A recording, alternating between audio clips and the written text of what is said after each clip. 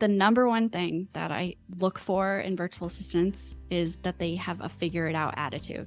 So you're asked to do something, don't know exactly how you're going to tackle it, at least try. There are answers on YouTube for everything under the sun. Of course, some things are specific to the client, but that's probably the most important thing, like the ability to learn and figure it out. Welcome to the Happy Clients Podcast, brought to you by Dot & Company. Whether you're a virtual assistant, an agency owner, or a client-facing account manager, we all deal with clients. Lucky for you, client management is what we do best. Now, let's dig in, chat cam life, and have some fun along the way. Cheers to happy clients. Well, Molly, yeah, we're excited to have you here on the Happy Clients Podcast.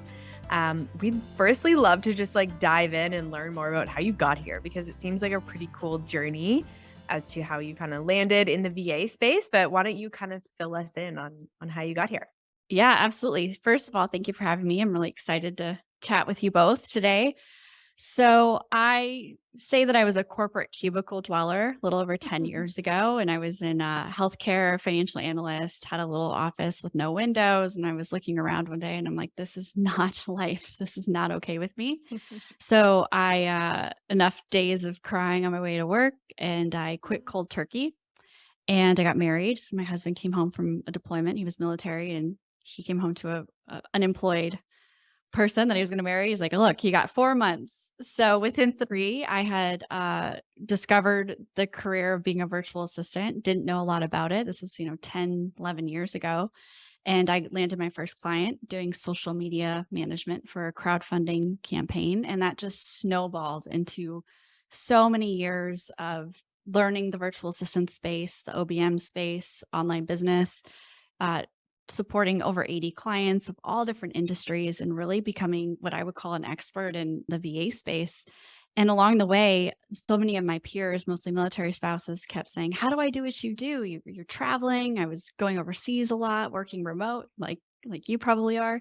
And so I created an academy that trains professional virtual assistants and certifies them as virtual assistants, an academy for that. And then business owners would come to me and say, I want some of your certified virtual assistants. How do I do that? So that's what birthed the agency Virtual Assistant Management. So now we have a full training and placement company for virtual assistants and have a really unique process to do that. Amazing. I love that, Molly. And just to backpedal, of course, maybe you were interested in a pivot from the corporate sort of life, which we've all been there, by the way, been there, done that. Yeah. But what was the fire inside of you? You wanted to start your own business versus going back to that office life. What was that kind of indicator for you? I think it was freedom, that thing that we all probably desired at some point. Little did I know that you work so much harder when you own your own business. We get to decide. I got to decide the clients I worked with, when I wanted to raise. If I didn't want to work Fridays, like I said, my husband deployed. So when he left, I went to Europe and worked out of hostels and traveled and did all of that. So for me, it's freedom before anything else, before money, before any of that. And so I've really felt that over the years, that the difference that my life has made, because I can decide and control it completely. Mm-hmm. Yeah. So now here we are sort of chasing that, right? You got a taste and now you're kind of rolling with it. You obviously discovered that sort of training and, offering courses were the way to go. All my questions are, how did you get there? But No, that's good. why was that the sort of, I guess, branch you took, Molly? Yeah. So I was having the same conversations over and over, and I kept taking women out to Starbucks because they're like, can I ask you all these questions? It's like, wow, this is something. I mean, this was before people knew what virtual assistants were. 4-Hour Workweek had come out by Tim Ferriss, but it was different. What I was doing for clients was way more personalized. I became a partner in a business. And I'm like, this is something that people need. And this is pre-pandemic. I was just having the same conversation, and I was like, I'm going to create a training program to be able to just put some of my friends through. And it worked. And they got their first clients and their second clients. And now they're, tenured virtual assistants doing very, very well. And so I've created this really robust academy. It was just answering the call, I guess, of what people needed. Mm-hmm. So obviously, a lot of the people who are going into your training program may have zero experience when it comes to online the online world. And we all know because we work in it, like there's so many things that we have to learn, lingo and processes and tools and stuff. How do you get them from 0 to 100, I guess, like before they can actually work in a business? Yeah, great question. So I believe there's two sides, especially when you're a new VA. You have to learn how to run your own business because they're starting their own service based business, just like everyone else does. It's an entrepreneur, a little different because we're very specific to serving the admin role.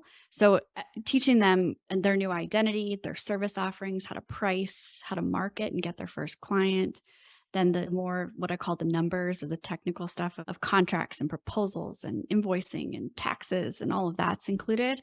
And then on the flip side, the competency of becoming a really what I would call world class virtual assistant doesn't happen overnight. But I ask them to choose between 3 and 5 skill sets to focus on to start. And within a year they'll have 20 because they'll just snowball and get into a client relationship and just learn as fast as they can. And what I debunk the most with new virtual assistants is this confidence thing where they say, I don't know what I'd offer. I don't have any skill sets. And within 2 to 3 minutes of asking them a few questions like, do they use their phone and sit on social media? You know how to post, you know what Instagram posting looks like and engaging. That's a service that's in really high demand right now. Let's talk about that. Or you use Gmail and you know how to check and send and receive emails. Let's look at that from a professional perspective and how can you manage someone's inbox? So it's simple things or travel booking, right? Just simple things to start with and then go from there. And then lastly, my program has 8 core modules that I walk them through that I would call their core competency, and then some more advanced stuff as they go on their journey of being a VA. Cool. So would these VAs be client facing? Like we're just kind of thinking about Yeah. what we do from account management side. Like would these people actually be meeting with clients or are they more so like an executive assistant for, let's call it an agency owner?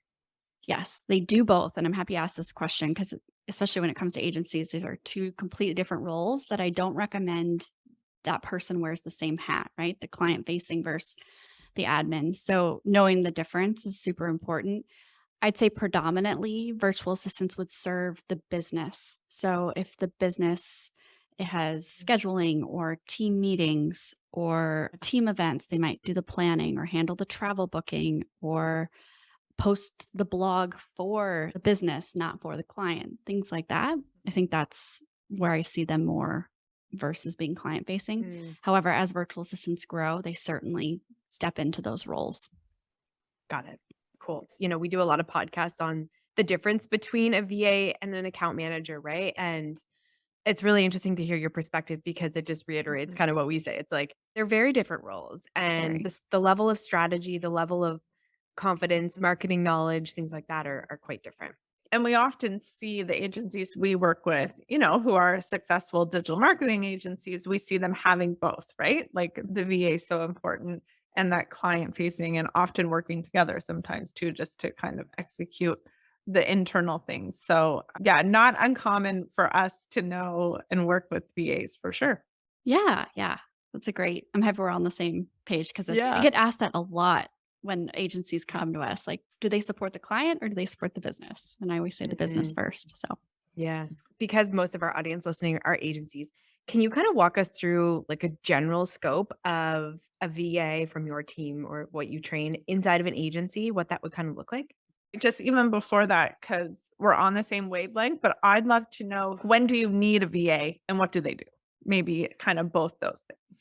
yes. Okay. So agencies have all different types of services, as we know. So I'm just going to cherry pick a few of our clients. Yes.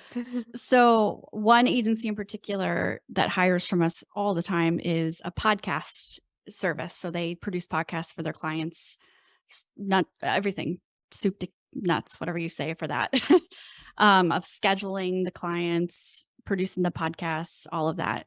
So what our virtual assistants do for that business are we have different roles within it. So one would be the person that would organize all of the assets that are needed for the podcast. Did the graphic get received? Is the audio downloaded properly? Is the description for it gathered and together? So it's a lot of data gathering. They're never client facing. they would work with that account manager to gather all of that stuff. So kind of the organizer behind the lens so that the account manager can focus on, 10 to 20 accounts at a time. And then another person might be in charge of handling all of the scheduling for the executive staff of that agency. So there's 5 of them. They're also coaches. So they might do all of their scheduling of their coaching calls with their clients.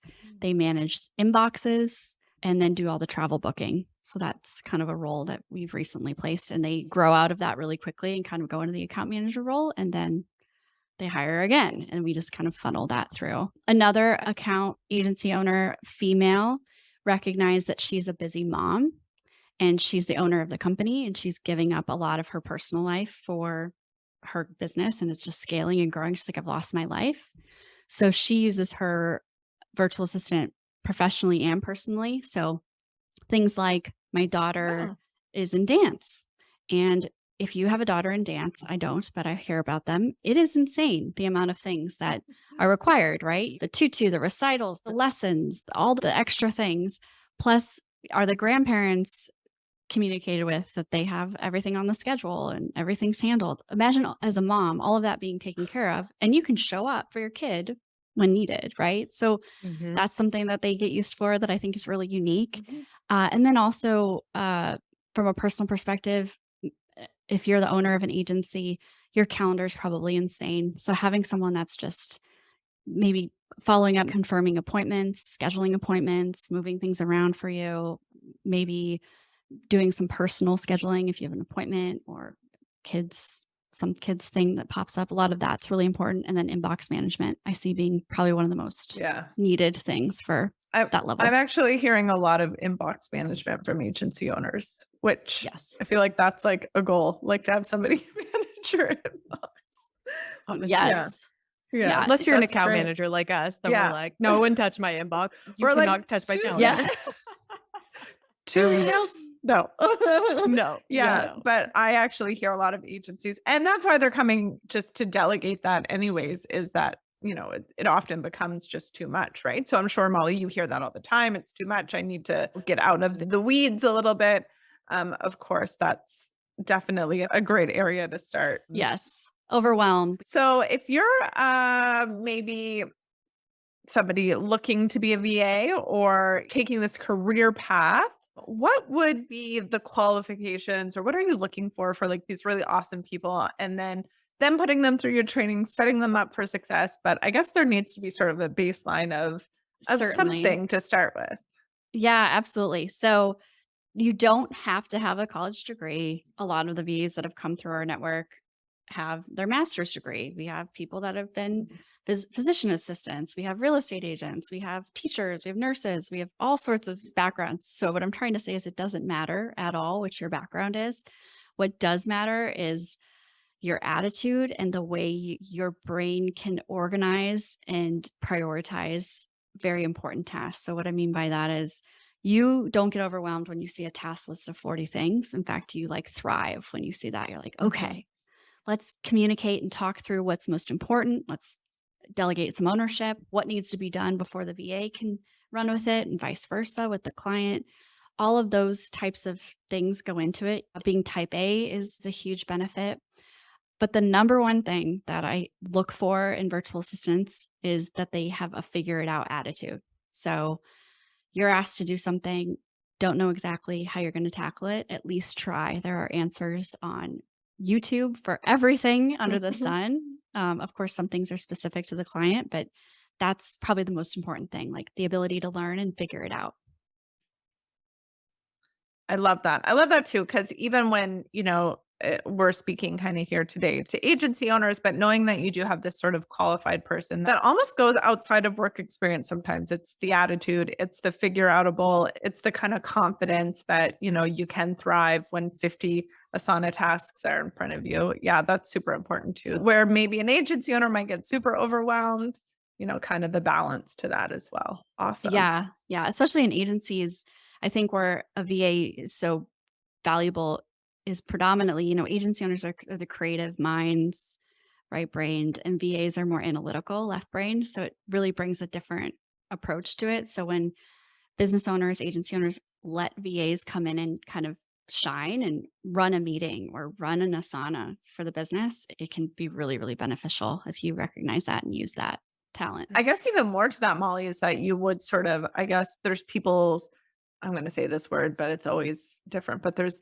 different niches, right? Or niches, depending on where you are in Yeah. the world. Mhm. But there's probably like maybe VAs for this, VAs for this, VAs for this. And, people coming to you that I'm sure that sort of helps them get the right person, right? Yes, absolutely. So a lot of the education that I do is around what a VA does and what a VA doesn't do because it's so across the board. I mean, some Mhm. people think VAs just do email and are very, very basic. And some people think they're website developers. So there's a lot of Huh. educating in between. Like it's Mhm. crazy. Yeah.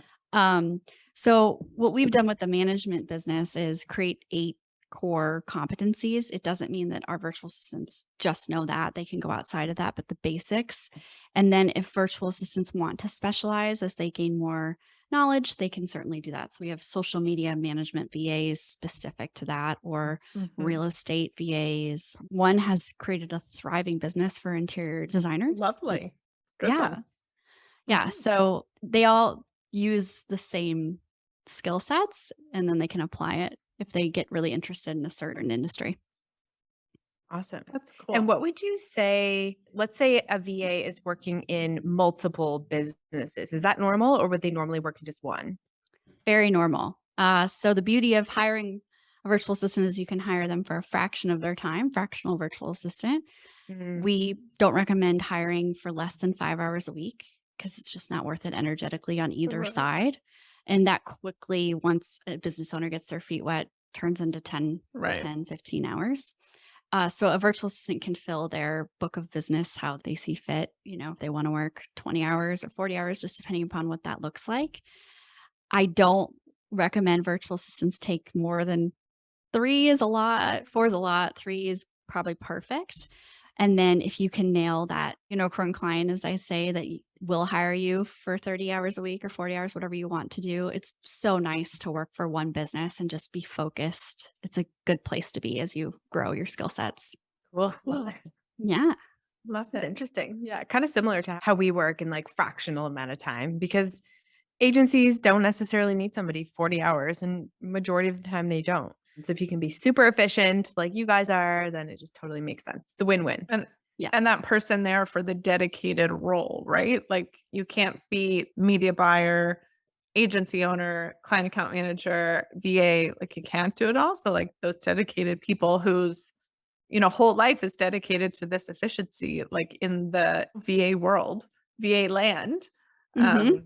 It just sort of helps so much too, because it's just probably a million times better than what's happening before they get in there and can really move the needle, I'm sure. Like we see it happen all the time, right? Like once somebody gets in there, kind of does their magic, works their magic, and then, we see this great growth, which is awesome. Yes, absolutely. It's all about letting go a little bit when they come in, but yep, and picking the right person. And I'm sure, yeah, there's like an element of trust too, where, sometimes they're not always used to delegating or assigning things out that they usually have on their plate too. So that trust, I'm sure, is really great. So if people are sort of looking for more information, looking to start off that trust and looking to build a relationship with the next VA, where would they do that, Molly? Yeah, so our website is virtualassistantmanagement.com. And you can Mhm. book a free 15-minute discovery call. I have an amazing placement manager. She's brilliant. And just see if it's a good fit for you and where you're at today. That is so amazing. Of course, we'll put all the details linked to this podcast as well.